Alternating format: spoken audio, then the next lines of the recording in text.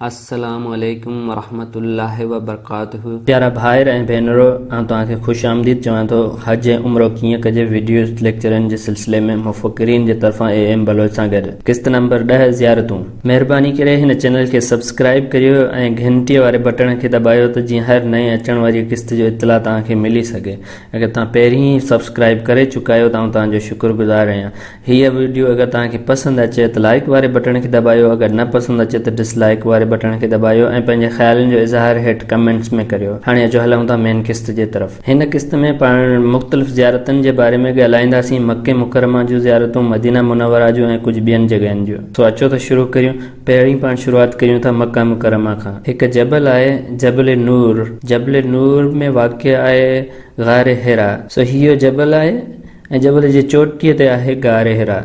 इन ते चढ़णु ॾाढो मुश्किल आहे, ख़ासि करे ॿारनि सां गॾु। अगरि तव्हां पोड़ा आहियो या तव्हां में हिमत न आहे त न चढ़िजो इन ते, पर जेकॾहिं तव्हां जवान आहियो, तव्हां में हिमत आहे, तव्हां वञणु चाहियो था त हिन में कुझु स्टॉप ठहियल आहिनि जिते शेड लॻा पिया आहिनि।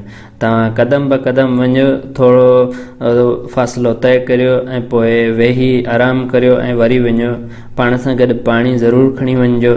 ॾाढो मुश्किल चढ़णु आहे, छो त जेके सीढ़ियूं आहिनि उहे नाहमवार ठहियल आहिनि ऐं तव्हांखे अगरि ऊचाईअ खां डपु थिए थो त पोइ न चढ़िजो। जेकॾहिं तव्हां वञणु चाहियो था त घणा माण्हू चढ़ी वेंदा आहिनि, तव्हां बि चढ़ी वञी ॾिसी सघो था गार-ए-हिरा। हीअ ॾिसो, माण्हू चढ़ी रहिया आहिनि, लही रहिया आहिनि। ॾिसण में त इहो नंढी जॻह आहे, नंढो जबल आहे, पर जॾहिं चढ़ंदो त ॾाढो ॾुखियो आहे चढ़णु। वॾो जबल आहे। हीअ ऊचाई आहे ऐं इहो थोरो ख़तरनाक बि आहे। या त तव्हां मथां चढ़ी वञी सघो था या गार जे अंदरां वञी सघो था। ऐं घणा माण्हू अची रहिया हूंदा आहिनि। गार में अंधेरो बि आहे ऐं साह घुटिजण जो ख़तरो आहे, उते फसण जो बि ख़तरो आहे। जेकॾहिं तव्हां मथां वञो था त मथां पेर तिरकण जो बि ख़तरो आहे ऐं ॾाढी ख़तरनाक जॻह आहे। हीअ गार-ए-हिरा आहे जिते माण्हू बीठा आहिनि रश सां गॾु, ऐं हीअ जॻह आहे बिना रश जे, हीअ रश सां। सो इहो आहे गार-ए-हिरा मके मुकरमा में। तव्हां वञी ॾिसी सघो था। हीअ मज़हबी जॻह जिते वहीअ जो नाज़िल शुरू थियो हो। भोलड़नि खां ख़बरदार रहिजो। भोलड़ा तव्हांजी मोबाइल खणी वेंदा, औरतुनि जा हैंडबैग खणी वेंदा, कैमरा खणी वेंदा, पाणी वग़ैरह जेको सामान तव्हां वटि आहे उहो खणी सेकंडनि जे अंदर में ॿियनि पहाड़ियुनि ते चढ़ी वेंदा।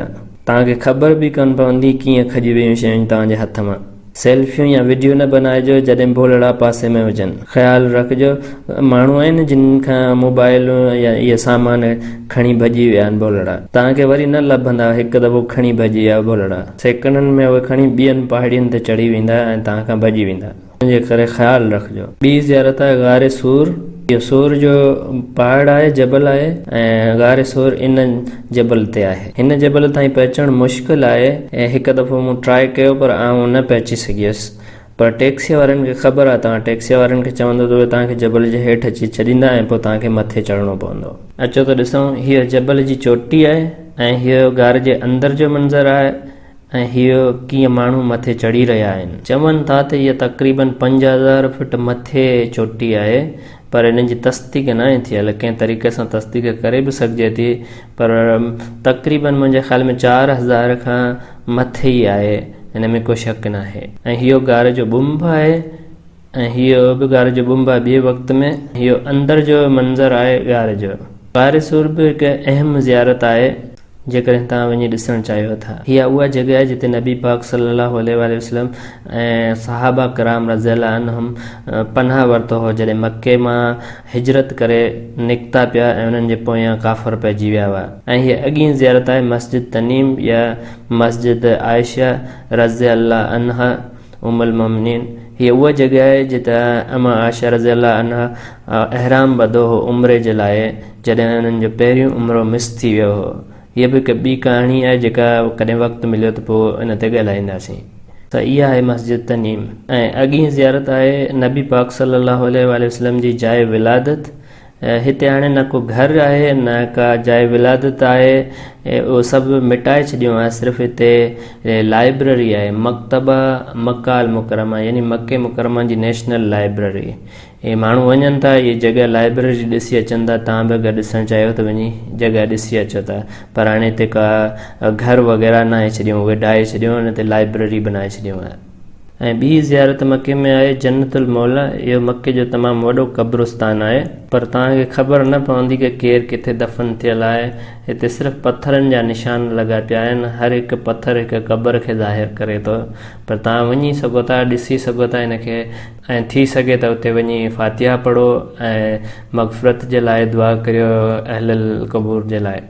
उन खां पोइ आहे जबल रहमा, या जंहिंखे जबल रहमत बि चवंदा आहिनि। अगरि तव्हां हज कयो हूंदो त तव्हां हिते विया हूंदा पहिरियां ई। अगरि तव्हां हज न कयो आहे या तव्हां उमरा करणु आया आहियो या हज कयो आहे पर वञी उते ॾिसो था त तव्हां वञी इहा जॻह ॾिसी सघो। इहो आहे जबल रहमा या जबल अरफात, जिते हज़रत आदम अलैहिस्सलाम जी दुआ क़बूल थी हुई ऐं अल्लाह जी रहमत नाज़िल थी हज़रत आदम अलैहिस्सलाम ते। उन जे करे हिनखे जबल रहमा या रहमत जो जबल बि चवंदा आहिनि। हज जे दौरान इहो माण्हुनि सां भरियो पियो हूंदो आहे, पैर रखण जी बि जॻह न मिलंदी आहे कंहिंखे। पर जेकॾहिं तव्हां बिना हज जे सीज़न जे यानी ऑफ सीज़न में वञो था त पोइ तव्हांखे कुझु माण्हू अची वञी रहिया हूंदा आहिनि ऐं तव्हां वञी सुकून सां ॾिसी सघो था इहा जॻह। अगरि तव्हां वटि हज खां पोइ वक़्तु हुजे त तव्हां टैक्सी करियो ऐं वञी आराम सां ॾिसी अचो इहे ज़ियारतूं। ऐं हीअ आहे मस्जिद नुमरा, इहा मस्जिद मुज़दलिफ़ा ऐं अरफ़ात जे विच में आहे, यानी अधु हिसो जेको आहे उहो अरफ़ात में त अधु हिसो मुज़दलिफ़ा में आहे। हज जे टाइम ते इहा भरी पई हूंदी आहे, बाक़ी ऐं सॼो साल ख़ाली रहंदी आहे। ॾिसो माशाअल्लाह केॾी वॾी मस्जिद आहे, ॾिसो केतिरो रश आहे। हज जे टाइम ते हर तरफ़ां माण्हू ई माण्हू तव्हांखे नज़र ईंदा हाजी। जेकॾहिं तव्हां हज खां बिना गैर मौसम में वञो त पोइ तव्हांखे इहा ख़ाली नज़र ईंदी, ख़ासि करे बंदि ई हूंदी आहे, तव्हां वञी ॿाहिरां ई ॾिसी सघो था। ऐं हीअ आहे मुज़दलिफ़ा जेका हिकु वादी आहे मीना ऐं अरफ़ात जे विच में। हीअ बि ख़ाली रहंदी आहे ऐं सिर्फ़ु 10 ज़ुल्हज वारी राति ऐं सुबुह सिॼु निकिरी अचण खां थोरी देरि ताईं हिते हाजी हूंदा आहिनि। सॼी राति हाजियुनि मां भरियल हूंदी आहे इहा वादी। सुबुह मां सवेरे जॾहिं सिॼु निकिरी ईंदो आहे त उन खां पोइ हाजी तयारीअ में लॻा पवंदा आहिनि वञण जे, आस्ते आस्ते हिन जॻह मां निकिरंदा आहिनि। ऐं हीअ आहे मस्जिद मशाइर अल हराम। इहा उहा जॻह आहे जिते नबी पाक सल्लल्लाहु अलैहि वसल्लम ऐं सहाबा कराम रज़ियल्लाहु अन्हुम दुआ घुरी हुई जॾहिं उहे मुज़दलिफ़ा वारी राति गुज़ारे ऐं मीना जे लाइ सुबुह मंझा रवाना थियण वारा हुआ त हिते उन्हनि दुआ घुरी हुई। हिन जी तस्दीक क़ुरान जी हिकु आयत में बि आहे, सूरह बकरा जी आयत नंबर 198, जंहिंजो कुझु हिसो आहे त जॾहिं तव्हां अरफ़ात खां वञो त मशाइर अल हराम में अल्लाह खे यादि करियो। हूअं त उलमा चवनि था त सॼी वादी जेका आहे मुज़दलिफ़ा जी उहा मशाइर अल हराम आहे, पर जेकॾहिं तव्हां उहा एग्ज़ैक्ट जॻह ॾिसणु चाहियो था जिते नबी पाक सल्लल्लाहु अलैहि वसल्लम दुआ घुरी हुई मशाइर अल हराम, इहा जॻह मस्जिद वारी आहे। तव्हां वञी सुन्नत जे हिसाब सां उते दुआ घुरी निकिरो। अगरि हज जे दौरान त थी सघे थो मुश्किल हुजे तव्हांजे लाइ ऐं तव्हां बिना हज जे मौसम जे वञी हिते सिर्फ़ु इहे ज़ियारत करे सघो था।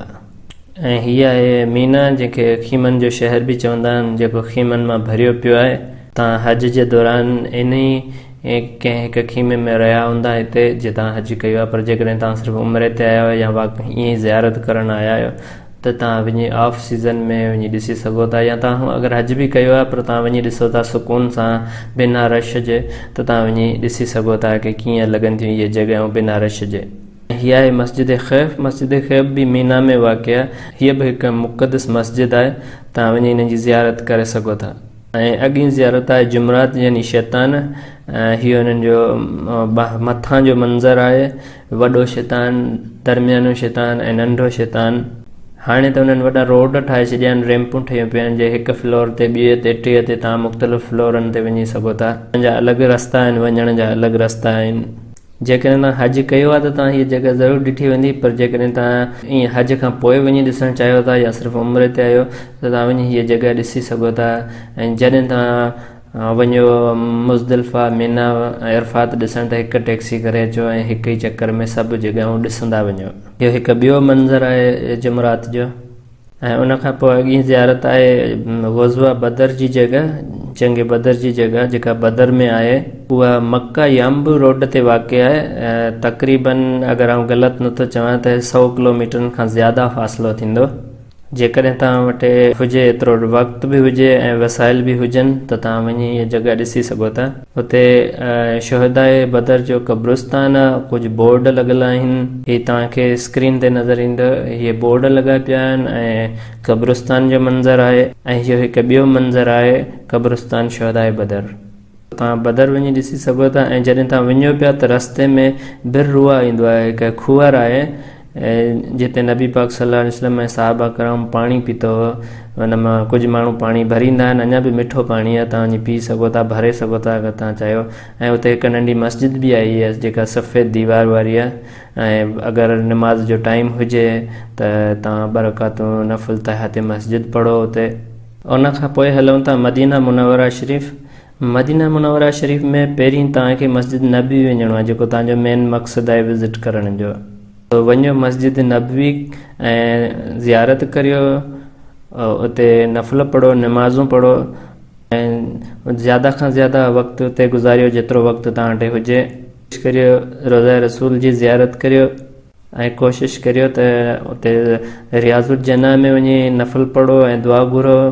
खां पोइ तव्हां ॿियूं ज़ियारतूं करियो मदीने जूं, जेके पाण थोरी देरि में बयानु करियूं था। इहो आहे नबी पाक सल्लल्लाहु अलैहि वसल्लम ऐं सहाबा कराम जे रोज़े जो मंज़र। ॾिसो पिया इहे जेके सुराख ठहिया पिया आहिनि ॾिसण जे लाइ, हिन तरफ़ आहिनि, यानी काबे जे मुख़्तलिफ़ तरफ़ ते आहिनि। ऐं असां मुस्लमाननि खे ख़बर आहे त जॾहिं बि असां कंहिं अज़ीज़ रिश्तेदार खे दफ़न कंदा आहियूं त जॾहिं असां काबतुल्ला ॾांहुं मुंहुं करियूं त क़बर जो जेको आहे सैरांदीअ वारो हिसो साॼे पासे ते हूंदो आहे ऐं पेरनि वारो पासो खाॿे पासे ते हूंदो आहे। त जीअं तव्हां मस्जिद नबवीअ खे ॾिसो त इहो काबतुल्ला ॾांहुं हुन जी डायरेक्शन आहे। ऐं जॾहिं क़बरनि ॾांहुं तव्हां मुंहुं करे बीहो था त क़बरूं बिल्कुलु ईअं जीअं निमाज़ जूं कतारूं हूंदियूं आहिनि उहे ठहियल आहिनि, थोरे थोरे वक़फ़े ते आहिनि। हे क़बरूं टे क़बरूं गॾु ठहियल आहिनि, हिकु ॿ टे थोरे थोरे वक़फ़े सां। पहिरीं क़बर जेका आहे उहा नबी पाक सल्लल्लाहु अलैहि वसल्लम जो रोज़ो आहे, उन खां पोइ हज़रत अबू बकर रज़ियल्लाहु अन्हु ऐं उन खां पोइ हज़रत उमर रज़ियल्लाहु अन्हु जो। हर क़बर जे विच में थोरो थोरो फ़ासिलो ऐं टेड़ियूं ठहियल आहिनि त जीअं पहिरीं सॼी क़बर नज़र अचे थी, ॿीअ जा पेर ऐं टीह जा बि सिर्फ़ु पेर नज़र अचनि था। ऐं तव्हां साम्हूं ॾिसो था इन्हनि सुराखनि मां त तव्हांखे पहिरीं नबी पाक जी सॼी क़बर नज़र ईंदी आहे ऐं हज़रत अबू बकर जी क़बर जा पेर नज़र ईंदा ऐं हज़रत उमर रज़ियल्लाहु अन्हु जी क़बर जा बि सिर्फ़ु पेर नज़र ईंदा। तव्हांखे अंदरि वञण जी इजाज़त न ॾींदा आहिनि, न एतिरे गौर सां ॾिसी सघिजे थो, पर आऊं इहो स्क्रीन ते तव्हांजे लाइ मैप रखां थो त जीअं तव्हां सम्झी सघो की कीअं क़बरूं आहिनि। ऐं जॾहिं तव्हां रोज़े रसूल जी ज़ियारत करे ॿाहिरि अचो त तव्हां जन्नत अल बकी वञो, जेका मस्जिद जे भर में ई आहे, वॾो क़ब्रिस्तान आहे मदीना मुनव्वरा जो। हे बि तव्हांखे का मार्किंग या निशान न नज़र ईंदा, सिर्फ़ु पत्थरनि जा निशान आहिनि जेके क़बरनि खे ज़ाहिर कनि था। रोज़े रसूल जी ज़ियारत करे ॿाहिरि निकिरंदो त तव्हां सीधा हिते वञी सघो था। मख़सूस वक़्तनि में इहे छॾींदा आहिनि, हर निमाज़ खां पोइ इहे ज़ियारत जो टाइम आहे क़ब्रिस्तान जे लाइ। पर तव्हां ॾिसिजो अगरि तव्हां सां गॾु फैमिली आहे, कुझु मख़सूस वक़्तु आहिनि औरतुनि जे लाइ ऐं मर्दनि जे लाइ, तव्हां सां गॾु अगरि छॾीनि था त ठीकु आहे, न त पोइ मर्द मर्दनि वारी शिफ्ट में वञनि, टाइम ते वञनि ऐं औरतूं औरतुनि वारे टाइम ते वञनि। रस्ता ठहियल आहिनि, इन्हनि ते हलिजो त कुझु सिक्योरिटी गार्ड बि बीठा हूंदा जे तव्हांखे हेठि न लहणु ॾींदा ऐं तव्हांखे हेठि लहण बि न खपे, छो त तव्हांखे ख़बर न आहे त कहिड़ी हस्ती जी क़बर किथे आहे, थी सघे तव्हांजा पेर कंहिंजे क़बर ते अची वञनि। फातिहा पढ़ो उते ऐं सभिनी जे मग़फ़रत जे लाइ दुआ करियो। क़ब्रिस्तान ॾिसो, पोइ तव्हां ॿी ज़ियारत जे लाइ वञी सघो था। ॾिसो हिते सिर्फ़ु पत्थर लॻा पिया आहिनि जेके क़बरनि खे ज़ाहिर कनि था। अब बोर्ड या पटी नाले वारी अहिड़ी शइ न नज़र ईंदी, नाला निशान सभु इन्हनि मिटाए छॾिया आहिनि। मूंखे शक आहे की कोई आम माण्हूअ खे ख़बर हूंदी त केरु किथे दफ़न थियल आहे, ज़रूरु इन्हनि जे हुकूमत खे ख़बर आहे, उन्हनि वटि आहिनि, पर उन्हनि इहे मिटाए छॾिया आहिनि निशान, छो त रश ॾाढो थींदो अगरि माण्हुनि खे ख़बर पइजी वञे त केरु किथे दफ़न थियल आहे। थी सघे थो राति ॾींहुं माण्हू उथण जो नालो न वठनि, तंहिंजे करे हिननि सभु शयुनि तां मिटाए छॾिया आहिनि नाला वग़ैरह। कुझु ख़बरूं तव्हां ॾिसो त बाउंड्रियुनि में आहिनि, जेके थी सघे थो उन वक़्त जी अहम शख़्सियतुनि जो आहिनि जेके हिननि उहो ई रखियूं आहिनि, जंहिंखे बाउंड्रियूं न मिटायूं आहे। इन जो अंदाज़ो लॻाइणु मुश्किल आहे त कंहिंजी क़बर किथे आहे। हीअ हिकु ॿी ॾिसो, थी सघे थो त कंहिं सहाबा कराम या नबी पाक सल्लल्लाहु अलैहि वसल्लम जे ख़ानदान मां कंहिंजी क़बर हुजे। पोइ ॿी ज़ियारत आहे मस्जिद क़ुबा। कुबा जे बारे में पहिरीं किस्तनि में मूं कुझु हदीसूं बयानु कयूं हुयूं जिते इहा सुन्नत आहे नबी पाक सल्लल्लाहु अलैहि वसल्लम जी मस्जिद कुबा वञणु, जिते नबी पाक सल्लल्लाहु अलैहि वसल्लम हर छंछरु वारे ॾींहं ते मस्जिद कुबा वेंदा हुआ तशरीफ़ खणी, ऐं मस्जिद कुबा में वञी हिकु नमाज़ पढ़ण जो सवाबु जेको आहे उहो उमिरि जेतिरो आहे। अगरि तव्हां पाण खे पंहिंजे घर या होटल में पाक साफ़ करियो ऐं ख़ासि करे वञी मस्जिद कुबा में नमाज़ पढ़ो त तव्हांखे इनशाअल्लाह हिकु उमिरि जेतिरो सवाबु मिलंदो। सो जॾहिं तव्हां मदीने पाक में हुजो त इन मौक़े खे न विञाइजो, पाण खे होटल जे कमरे में पाक साफ़ करियो ऐं वञी मस्जिद कुबा में हिकु नमाज़ बाजमात ज़रूरु पढ़िजो ऐं इन उमिरि जे बराबरि जो सवाबु हासिलु कयो। ख़ूबसूरत मस्जिद वञी ॾिसो। हीअ मस्जिद जे अंदरि जो मंज़रु आहे। जॾहिं तव्हां मदीने पाक में आहियो त तव्हां सैर सफ़र जे लाइ ॿियूं बि जॻहियूं वञी ॾिसी सघो था, ॿियूं ज़ियारतूं बि ॾिसी सघो था। हीअ आहे मस्जिद क़िबलतैन, ॿाहिरां खां हीअं ॾिसण में अचे थी। अंदरि जो मंज़रु आहे। मथे ॾिसो क़िबले वारी डायरेक्शन त ई आहे, पर तव्हां दरवाज़े ॾांहुं ॾिसंदो त मथे इहा इमाम जी जाइ ठहियलु आहे। ऐं हिन मस्जिद जी इहा कहाणी आहे त जॾहिं पहिरियों काबो मुस्लमाननि जो मस्जिद अल अक्सा हुओ ऐं ओॾां मां करे नमाज़ पढ़ी वेंदी हुई, ऐं जॾहिं अलाह जो हुकुम आयो कि काबतुल्ला खे क़ाबू बनायो त बिल्कुलु 180 डिग्रीअ ते, यानी टोटल मुख़्तलिफ़ पहिरियां खां अपोज़िट डायरेक्शन ते क़िबलो आहे। ऐं उन जे करे पुराणी क़िबले जी जॻह अञा बि तव्हां मथे दरवाज़े ते ॾिसी सघो था, मुसले जहिड़ी जाइ ठही पई आहे। उहा पहिरीं क़िबले जी निशानी आहे। हाणे जॾहिं महराब मस्जिद जो आहे उहो नए काबे काबतुल्ला शरीफ़ ॾांहुं आहे, ऐं इन जे करे ई इन मस्जिद खे क़िबलतैन चवंदा आहिनि, यानी ॿिनि क़िबलनि वारी। पहिरियां पुराणे काबे ॾांहुं इन जो रुख़ हूंदो, हाणे नए काबे ॾांहुं आहे। उन खां पोइ तव्हां मस्जिद बिलाल रज़ियल्लाहु अन्हु वञी ॾिसी सघो था। हीअ थोरो ॿाहिरि आहे। अगरि तव्हां मस्जिद नबीअ खां काबे जी तरफ़ ते थोरो ॿाहिरि वञो, वॾियूं पुलनि वारो रोड ईंदो, उहो तव्हां क्रॉस करियो त भर में ई मस्जिद बि आहे ऐं मार्केट बि आहे। कि टैक्सियुनि वारा आहिनि जेके ग्रुप में माण्हुनि खे ज़ियारतनि ते खणी वञनि था, उन्हनि खे सभिनी जॻहियुनि जी त ख़बर आहे, पर उहे 2-3 जॻहियूं ॾेखारे तव्हांखे लाहे छॾींदा। जेकॾहिं तव्हांखे सभु मुकमल जॻहियूं ॾिसणियूं आहिनि त पोइ तव्हां का पंहिंजी प्राइवेट टैक्सी करियो ऐं उनखे सॼी लिस्ट ॿुधायो कि मूंखे हीअ जॻहियूं ॾिसणियूं आहिनि, त पोइ उहे तव्हांखे हर जॻह ते वठी वेंदा।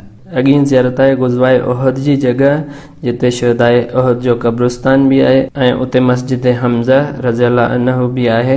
हज़रत हमज़ा रज़ियल्लाहु अन्हु नबी पाक सल्लल्लाहु अलैहि वसल्लम जो चाचो हुयो, जंहिंजी क़बर बि शुहदाए उहद जे क़ब्रिस्तान में वाक़ आहे। पहाड़ी आहे उहद वारे जबल जी जिते जंग लॻी हुई। इहो क़ब्रिस्तान आहे शुहदाए उहद जो। हीअ आहे क़बर सैयदना हमज़ा रज़ियल्लाहु अन्हु जी, नबी पाक सल्लल्लाहु अलैहि वसल्लम जो चाचो। जबल उहद ते तव्हां उहद जो गार बि ॾिसी सघो था, उन जे बारे में आउं तव्हांखे थोरी देरि में ॿुधाईंदुसि। पोइ ज़ियारत आहे ग़ज़वा खंदक जी जॻह। नई मस्जिद बनायूं आहे ताज़ी, जंहिंखे जामिया खंदक चवंदा आहिनि, ऐं उते नंढियूं नंढियूं 7 मस्जिदूं आहिनि जिते नबी पाक ऐं सहाबा कराम जॾहिं जंग जी तयारी पई थी त नमाज़ूं पढ़ियूं हुयूं। तव्हां अञा बि 5 मस्जिदूं ॾिसी सघो था, ऐं 2 उन्हनि शायदि मिटाए छॾियूं आहिनि, ऐं इहे सभु मस्जिदूं उन्हनि बंदि करे छॾियूं आहिनि। सिर्फ़ु तव्हां ॿाहिरां खां वञी ॾिसी सघो था। शायदि 1-2 खुली हुजे। लास्ट टाइम जॾहिं मूं ॾिठियूं हुयूं त उहे बि बंदि करे छॾियूं हुयूं। जॾहिं तव्हां वञो त सिर्फ़ु तव्हां जामिया खंदक में नमाज़ पढ़ी सघो था, ऐं बाक़ी जेके नंढियूं मस्जिदूं आहिनि उहे सिर्फ़ु ॿाहिरां खां ई ॾिसी सघो था। शायदि मुश्किल आहे तव्हांजो पहचान बि, छो त हुते दीवारूं वग़ैरह बि लॻियलूं आहिनि त उहे बंदि करे छॾियूं आहिनि। उहा जामिया मस्जिद जामिया खंदक मंज़र 5 मस्जिदनि जो, जंहिंमें 1, 2, 3, 4, 5 मस्जिदूं तव्हां ॾिसी सघो था, ऐं 2 मस्जिदूं साॼे हथ ते हुयूं पर उहे हाणे मिटाए छॾियूं आहिनि। हिते टोटल 7 मस्जिदूं हुयूं जंग जे टाइम ते। जामिया मस्जिद खां अलावा 7 मस्जिदूं। इहे जामिया मस्जिद त हींअर ताज़ी ठही आहे। हुन खां पोइ तव्हां मदीने जे म्यूज़ियम में वञी सघो था। मदीने जे म्यूज़ियम में बि तमामु घणियूं शयूं तबरकात रखियल आहिनि मुस्लमाननि जे तारीख़ मां, मदीने जे तारीख़ मां। अगरि तव्हां वटि वक़्तु हुजे ऐं तव्हांखे शौक़ु हुजे म्यूज़ियम ॾिसण जो त तव्हां वञी ॾिसी सघो था। उते कुझु उन्हनि फिल्मूं वग़ैरह बि आहिनि, डॉक्यूमेंट्रियूं, उहे बि तव्हां वञी ॾिसी सघो था, ऐं कुझु तबरकात वग़ैरह। उन खां पोइ उर्वा बिन ज़ुबैर जो क़िलो आहे। हीअ पुराणी तस्वीर आहे रीस्टोर करण खां पहिरियां जी, ऐं हीअ तस्वीर जेका रीस्टोर करण खां पोइ जी आहे, ऐं तव्हां इहो बि वञी ॾिसी सघो था। ऐं इहो आहे गारे उहद। ॾिसो कीअं माण्हू वञी रहिया आहिनि। ॾिसण में त तमामु आसान आहे पर एसि ताईं पहुचणु ॾाढो मुश्किल आहे। इहो वॾो पहाड़ आहे, इहो जबल ओहद आहे ऐं ॾिसो कीअं माण्हू वञनि पिया। हर कंहिंजे लाइ इहो आसान नाहे चढ़णु एतिरो मथे, पर जेकॾहिं तव्हां खां थी सघे त तव्हां वञी ॾिसी सघो था। इहो बि ज़ियारत आहे दारुल मदीना म्यूज़ियम, इहो बि मदीने जो म्यूज़ियम आहे। इन में बि तमामु घणा मदीने मुनवरा जे जॻहियुनि जा, मस्जिदनि जा, घरनि जा मॉडल आहिनि ऐं ॿिया तबरकात वग़ैरह आहिनि। तव्हां वटि वक़्तु हुजे त तव्हां वञी ॾिसी सघो था। शफ़ायाब वारी या शफ़ायाब रेतीअ जो बाग़ चवंदा आहिनि इनखे। इन जो ज़िक्र सुनन अबू दाऊद जी हदीस नंबर 3885 में ज़िक्र आयो आहे इन जे बारे में। उहा इहा जॻह आहे जंहिंखे अंग्रेज़ीअ में गार्डन ऑफ हीलिंग सैंड बि चवंदा आहिनि। तव्हां वञी ॾिसी सघो था। इहो बाग़ीचो आहे हज़रत सलमान फारसी रज़ियल्लाहु अन्हु जो ऐं खूंअर बि आहे हुते। ख़बर नाहे तव्हांखे अंदरि वञणु ॾींदी या न, पर तव्हां ॿाहिरां वञी ज़ियारत करे सघो था। ॿी ज़ियारत आहे उम्मुल मोमिनीन सैयदा मारिया अल कुब्तिया रज़ियल्लाहु अन्हा जे घर जी जॻह। तव्हां वञी इहा जॻह ॾिसी सघो था। ऐं अॻी ज़ियारत आहे सैयदा फातिमा बिनते हुसैन रज़ियल्लाहु अन्हा जो घर। इहो बि तव्हां वञी ॾिसी सघो था। अगरि अंदरि न वञण जी इजाज़त ॾियनि त ॿाहिरां खां ई ॾिसी सघो था। ऐं हीअ आहे मस्जिद अबू बकर रज़ियल्लाहु अन्हु, पहिरियां रिस्टोर थियण खां, ऐं हीअ तस्वीर आहे रिस्टोर थियण खां पोइ जी। मस्जिद नबीअ जे भर में ई आहे, वॾियुनि होटलनि जे पासे में। तव्हां हुते पुछी बि पैदल वञी ॾिसी सघो था। ऐं हीअ मस्जिद आहे हज़रत अली इब्न अबी तालिब रज़ियल्लाहु अन्हु। ऐं हीअ मस्जिद गमामा रिस्टोर थियण खां पहिरियां जी ऐं हीअ रिस्टोर थियण खां पोइ जी। ऐं हीअ आहे मस्जिद इजाबा। तव्हां टैक्सीअ में वञी सघो था, टैक्सी वारे खे मस्जिद जो नालो ॿुधाईंदो त उते वञी लाहींदा। ऐं हीअ आहे मस्जिद जुमा, जिते नबी पाक सल्लल्लाहु अलैहि वसल्लम ऐं सहाबा कराम रज़ियल्लाहु अन्हुम पहिरियों जुमो जमायत सां पढ़ियो मदीना मुनव्वरा में। ऐं हीअ आहे मस्जिद मस्तरा। हीअ मस्जिद मस्तरा, हीअ आहे मस्जिद मिसबा। इनखे मस्जिद बनु उनैफ बि चवंदा आहिनि या मस्जिद फजर जे नाले सां बि मशहूरु आहे। इहा मदीना मुनव्वरा खां ॿाहिरि आहे, जिते नबी पाक सल्लल्लाहु अलैहि वसल्लम ऐं सहाबा कराम रज़ियल्लाहु अन्हुम जॾहिं हिजरत करे आया पे मदीना मुनव्वरा त पहिरीं फजर हिते पढ़ी हुई। सही मस्जिद मदीने खां काफ़ी ॿाहिरि आहे। ऐं हीअ आहे मस्जिद शेख या मस्जिद दरा बि चवंदा आहिनि, रिस्टोर थियण खां पहिरियां जी ऐं हीअ रिस्टोर थियण खां पोइ जी। तव्हां चाहियो त इहा बि वञी तव्हां ॾिसी सघो था मस्जिद शेख। ऐं ॿी ज़ियारत आहे मस्जिद सुकैया। हीअ आहे उस्मान जो क़िलो या बनु कुनेका जो क़िलो बि चवंदा आहिनि हिनखे। इहो हिकु यहूदी क़बीले जो क़िलो हो। जॾहिं यहूदियुनि मीसा खे मदीना जी ख़िलाफ़ वर्ज़ी कई तॾहिं उन्हनि खे शहर बदर कयो वियो मदीने मां ऐं क़िलो मुस्लमाननि जे कब्ज़े में आयो। ऐं इहो आहे सुकीफ़ा बनी साइदा। इहो उहो बाग़ीचो आहे जिते पहिरिएं ख़लीफ़े जो इंतिख़ाब कयो वियो हो। सो तव्हां वञी ॾिसी सघो था इहो बाग़ीचो सकीफ़ा बनी सईदा। ऐं इहो गारिस जो खूंअर आहे, इहो थोरो ॿाहिरि आहे मदीने खां, वञी तव्हां ॾिसी सघो था। ऐं उनखां पोइ आहे खूंअर हज़रत उस्मान बिन अफ़ान रज़ियल्लाहु अन्हु जो। इहो उहो खूंअर आहे जंहिंजो पाणी आब ज़मज़म सां बिल्कुलु मिलंदड़ जुलंदड़ आहे। तमामु मिठो पाणी आहे ऐं अॼु ताईं बि इहो खूह पाणी ॾिए पियो। ऐं उते हज़रत उस्मान जो बाग़ बि आहे खजनि जो, उहो बि तव्हां वञी ॾिसी सघो था। ऐं इहे हुयूं चंद ज़ियारतूं जेके तव्हांजे लाइ अर्ज़ु कयूं। बाक़ी अलाह ॼाणे थो त केतिरियूं ज़ियारतूं उते आहिनि। जेकॾहिं तव्हां वटि वक़्तु ऐं वसाइल हुजनि तव्हां इहे ज़ियारतूं वञी ॾिसी सघो था। अगर तव्हांखे हीअ वीडियो पसंदि अचे त लाइक वारे बटन खे दबायो, अगर न पसंदि अचे त डिसलाइक वारे बटन खे दबायो। पंहिंजे ख़्यालनि जो इज़हार हेठि कमेंट्स में करियो। अगर अञा ताईं तव्हां हिन चैनल खे सब्सक्राइब न कयो आहे त सब्सक्राइब करियो ऐं घंटी वारे बटन खे ज़रूरु दबाइजो त जीअं हर नई अचण वारी क़िस्त जो इतला तव्हांखे मिली सघे। ऐं मुलाक़ात थींदी ॿिए क़िस्त में। अल्लाह हाफ़िज़।